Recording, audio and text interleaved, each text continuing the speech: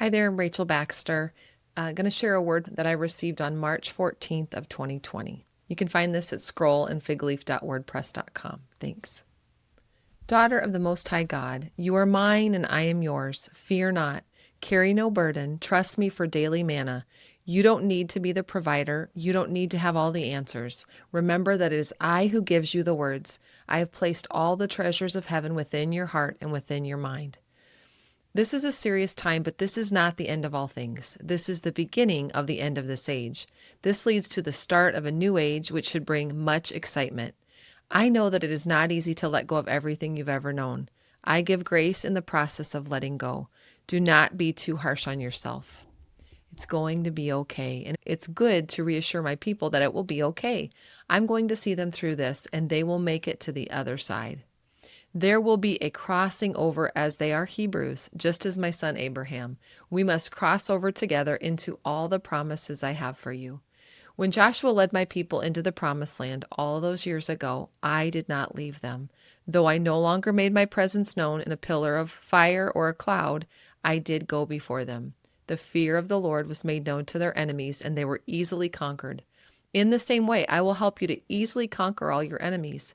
Fear of the unknown, those that persecute you and try to keep your message from coming forward, even those who try to stop you and silence you. You must understand this. You are an offensive weapon in my hand. I will use you to retake the ground that was once mine in the hearts of my children, the offspring of Abraham. You need to see yourself as a weapon of my indignation against the wicked and those who have chosen the ways of evil and the evil one. You are a weapon. You are light. You are righteousness. You are holiness. You carry my Son within you, and you will release his power. To my people scattered throughout this broken world, this is what I say to you today. Humble yourselves and pray. Seek my face while it may be found. Darkness has come upon this earth, and great darkness upon my people.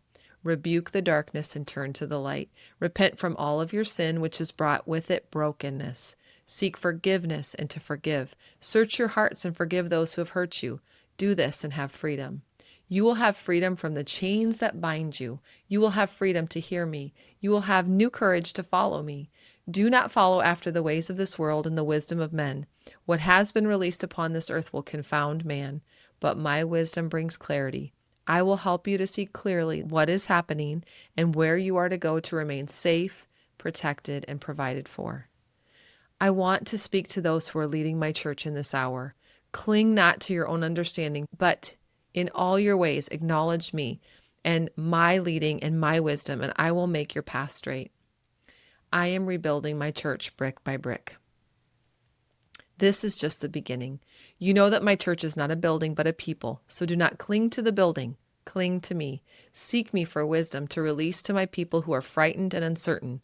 This is the time to rise up. This is the time for my people to rise up in the truth of who I made them to be. This is not the time to cower in the corner in the dark. Come into the light of my presence and I will lead you.